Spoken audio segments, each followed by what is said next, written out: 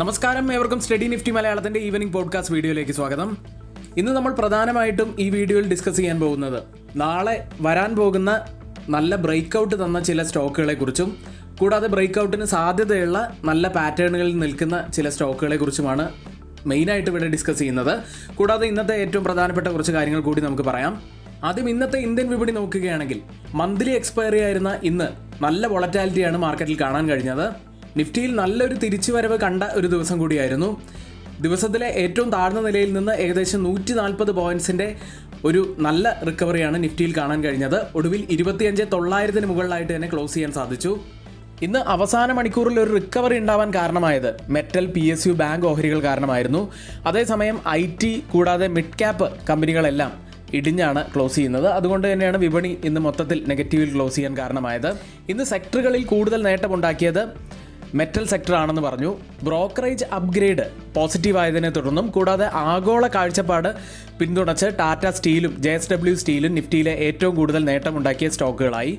പൊതുമേഖലാ ബാങ്കുകൾ പോസിറ്റിവിറ്റി തുടരുന്നു. ഇന്ത്യൻ ബാങ്ക് ഇന്ന് 3% മുകളിൽ ഉയർന്നു.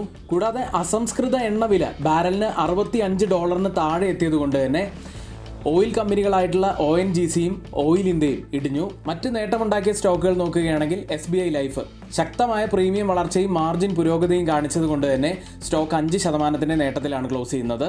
വോഡാഫോൺ ഐഡിയയെ സംബന്ധിച്ച് പറയുകയാണെങ്കിൽ സമീപകാല നേട്ടങ്ങൾക്ക് ശേഷം ഒരു പ്രോഫിറ്റ് ബുക്കിംഗ് ആണ് ഇന്ന് കണ്ടത്. 6% സ്റ്റോക്ക് ഇടിഞ്ഞു. മറ്റൊരു പ്രത്യേകത ഉണ്ടായിരുന്നത് MCXുമായി ബന്ധപ്പെട്ടതായിരുന്നു.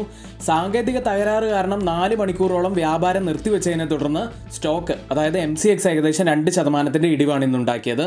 TVS മോട്ടോഴ്സ് ഇൻലൈൻ വിത്ത് എക്സ്പെക്ടേഷൻ ആയിട്ടുള്ള Q2 റിസൾട്ടുകളാണ് പുറത്തുവിട്ടത്.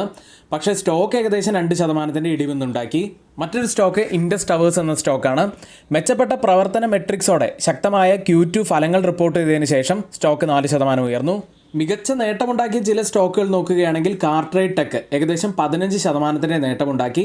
ശക്തമായ Q2 റിസൾട്ടുകൾ തന്നെയാണ് ഇതിന് കാരണമായത്. അടുത്ത ന്യൂജൻ സോഫ്റ്റ്വെയർ ഏകദേശം 10% ഉയർന്നു. ഇനി നമ്മുടെ വീഡിയോ ആരെങ്കിലും ലൈക്ക് ചെയ്യാൻ മറന്നു പോയിട്ടുണ്ടെങ്കിൽ ദയവ് ചെയ്ത് വീഡിയോ ഒന്ന് ലൈക്ക് ചെയ്യുക. ചാനൽ സബ്സ്ക്രൈബ് ചെയ്യാത്തവർ ഇപ്പോൾ തന്നെ ചാനൽ ഒന്ന് സബ്സ്ക്രൈബ് ചെയ്യുക. ഇനി നമുക്ക് മറ്റ് പ്രധാനപ്പെട്ട കുറച്ച് സ്റ്റോക്കുകൾ സംബന്ധിച്ചിട്ടുള്ള എഡ്യൂക്കേഷൻ വ്യൂവിലേക്കാണ് ഇനി പോകുന്നത്. സ്റ്റോക്കുകളിലേക്ക് വന്നാൽ ആദ്യം നമ്മൾ പറയാൻ പോകുന്നത് ഇന്ത്യൻ ഓയിൽ കോർപ്പറേഷനെ കുറിച്ചാണ്. IOC സ്റ്റോക്കിൽ ഇപ്പോൾ ഒരു ബ്രേക്ക് ഔട്ട് വരാനുള്ള എല്ലാ സാധ്യതകളും കാണുന്നുണ്ട്. നല്ല വോളിയവും ഇപ്പോഴുണ്ട്. സ്റ്റോക്ക് കഴിഞ്ഞ ദിവസമാണ് അതിൻ്റെ റിസൾട്ട് പുറത്തു വന്നത്. ഏകദേശം 285% വർധനമാണ് ഇയർ ഓൺ ഇയറിൽ നെറ്റ് പ്രോഫിറ്റിൽ മാത്രം ഉണ്ടായത്. അത്രയും നല്ലൊരു ഗംഭീരമായ റിസൾട്ട് ആയതുകൊണ്ട് തന്നെ സ്റ്റോക്ക് ഇനി നമുക്ക് ഫോക്കസിൽ വെക്കാവുന്നതാണ്. കൂടാതെ ഇപ്പോഴത്തെ പാറ്റേൺ നോക്കുകയാണെങ്കിൽ ഒരു cup and handle break out കൂടി ഇപ്പോൾ നടക്കാനുള്ള സാധ്യതകളുണ്ട്. 155 മുകളിലായിട്ട് ഒരു കംഫർട്ടബിൾ ക്ലോസിംഗ് വെക്കുകയാണെങ്കിൽ ഒരുപക്ഷെ സ്റ്റോക്ക് നമുക്ക് വാച്ച് ലിസ്റ്റിൽ ആഡ് ചെയ്യാവുന്നതാണ്. ആദ്യത്തെ ടാർഗറ്റ് ആവാൻ സാധ്യതയുള്ളത് 171. ഡൗൺ സൈഡിൽ ഒരു സ്റ്റോപ്പ് ലോസ് ആവാൻ സാധ്യതയുള്ളത് 148. അടുത്തതായി സിമെട്രിക്കൽ ട്രയാങ്കിൾ പാറ്റേണിലുള്ള ഒരു സ്റ്റോക്കിനെ കുറിച്ചാണ് പറയുന്നത്. സ്റ്റോക്കിൽ നിന്ന് നമുക്ക് ബ്രേക്ക് ഔട്ട് ഒന്നും ലഭിച്ചിട്ടില്ല. പക്ഷേ ഈ സ്റ്റോക്ക് ഉള്ളത് ഒരു സിമെട്രിക്കൽ ട്രയാങ്കിൾ പാറ്റേണിൽ ഉള്ളിലാണ്. സ്റ്റോക്ക് ഇന്ത്യൻ ഹോട്ടൽ കമ്പനിയാണ്. സ്റ്റോക്കിൽ നമുക്കൊരു ബ്രേക്ക് ഔട്ട് എന്നാണ് വരുന്നത് എന്ന് നമുക്ക് കാത്തിരിക്കാം.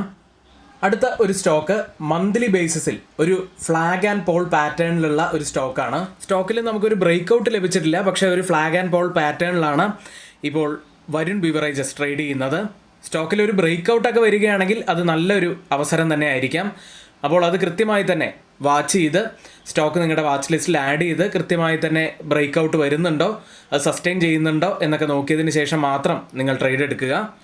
ഇന്നിവിടെ നമ്മൾ പറഞ്ഞ എല്ലാ സ്റ്റോക്കുകളും ഏറ്റവും ഓതറൈസ്ഡ് ആയിട്ടുള്ള സൈറ്റുകളായ Moneycontrol, Mint, Reuters, CNBC, Financial Express തുടങ്ങിയ മാധ്യമങ്ങളിൽ നിന്നാണ് എടുത്തിരിക്കുന്നത്. മറ്റുള്ളവയെല്ലാം നമ്മുടെ വ്യൂസ് മാത്രമാണ്, ഒരിക്കലും റെക്കമെൻഡേഷൻ അല്ല. നിങ്ങളുടെ എഡ്യൂക്കേഷൻ പർപ്പസിന് വേണ്ടി മാത്രമാണ് ഈ പറഞ്ഞ സ്റ്റോക്കുകളെല്ലാം ഇവിടെ പറഞ്ഞു പോയിരിക്കുന്നത്. ഇവിടെ പറഞ്ഞ എല്ലാ കാര്യങ്ങളും നമ്മൾ അങ്ങനെ തന്നെയാണ് പറഞ്ഞിട്ടുള്ളത്.